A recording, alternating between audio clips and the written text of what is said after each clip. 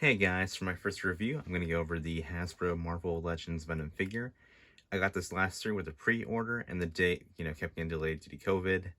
I figured now was the best time to review this figure, now that we have Venom with their big Carnage coming out in less than a week from now. We also have Spider-Man No Way Home coming out in December. And really, we're basically in a kind of like a Venom renaissance now because we have the PlayStation Spider-Man 2 game coming out in 2023. They've already released the teaser trailer, and we have our first look at Insomniac's version of Venom with Tony Todd providing the voice talent, so I'm super hyped for that.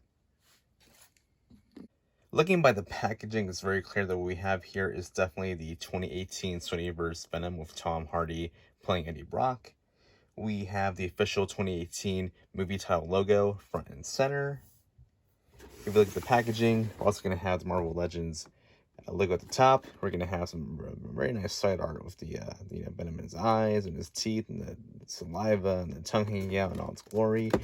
And on the back here, as is custom with many of the Marvel Legends figures, we have Venom with a nice little spiel. If we read here, it's going to say, "Failed reporter Eddie Brock is hijacked by an alien entity that takes a liking to Earth and is protected." And then we have it repeated again, and I want to say Spanish, German, French, so...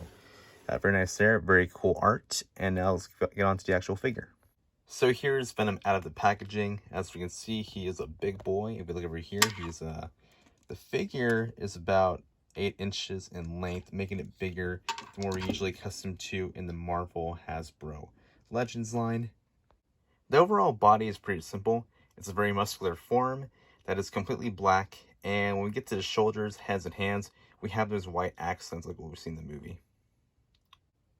Because this is the Sonyverse Venom, there is no spider logo on the chest as of yet. But perhaps we're going to see a version in the live-action films where the spider logo is eventually imprinted onto the body. Andy Serkis has already said, he's the director of Venom 2. He's already confirmed that he is open to the idea of having Tom Hardy's Venom meet Tom Holland's Spider-Man at some point in a future Marvel project. So hopefully if that happens, we'll get a variant of this figure that has like the spider logo on the chest. So for this figure, the first of our interchangeable features is going to be the head with the tongue sticking out.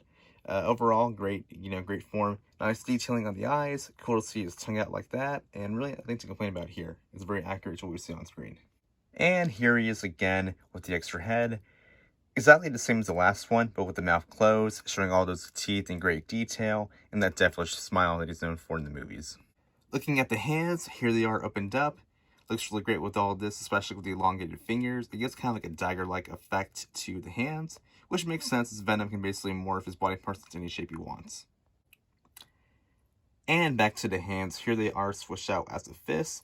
Not really much to say. I suppose you could have him punch other figures or things like this, but really I'd say the first set of hands look a lot better from a displayability point of view. Going to the posability, it's pretty straightforward. We have bending motions at the elbows, at the knees. We have a bit of a rotation effect over here on the thighs, and then heading up into the torso near the abdomen, we have more of a joint to kind of put, bend him forward and backward, and that's pretty much what you get in terms of the posability.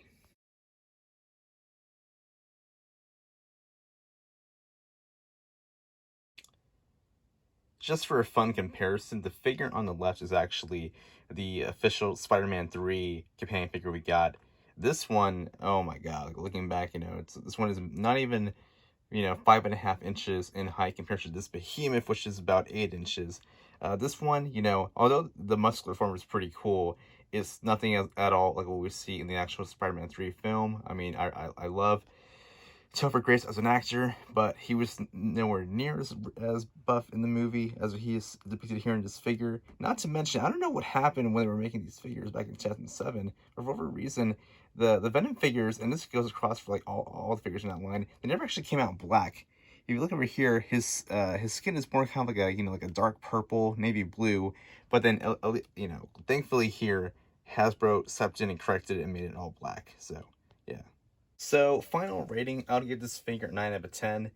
It's a model that is very faithful to the source material, offering plenty of play features as well as a display function. I do hope that Hasbro will eventually continue to make figures based on the Tom Hardy Venom movie saga line. It would be great to get one of the possibly, like Woody Harrelson's Carnage made into a figure. maybe even Michelle Williams and you know, potentially Naomi Harris' Shriek, who, you know, these are all going to be big players in the next Venom movie and hopefully onward. So yeah, thanks for watching. Let me know in the comments your thoughts on the Venom figure or Venom in general.